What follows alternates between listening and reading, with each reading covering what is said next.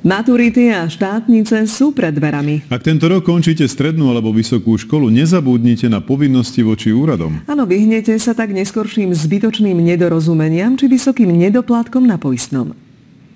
Iné povinnosti platia pre študenta strednej školy a iné pre absolventa vysokej. Som študent, ktorý práve ukončil školu. Aké povinnosti voči úradom mám? Prvým krokom by mal byť úrad práce.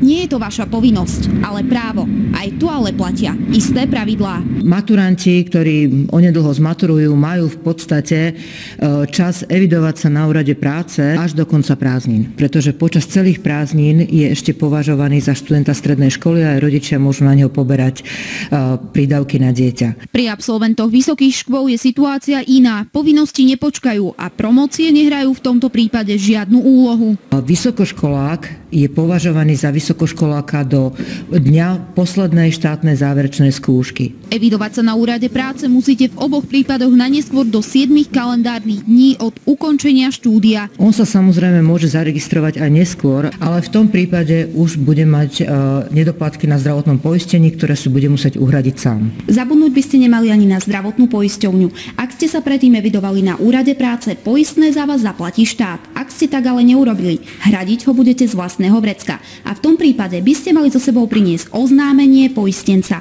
a odovzdať ho na zdravotnej poisťovni. Prihlási sa ako samoplatiteľ. Túto skutočnosť je povinný oznámiť zdravotnej poisťovni do 8. dňa nasledujúceho mesiaca.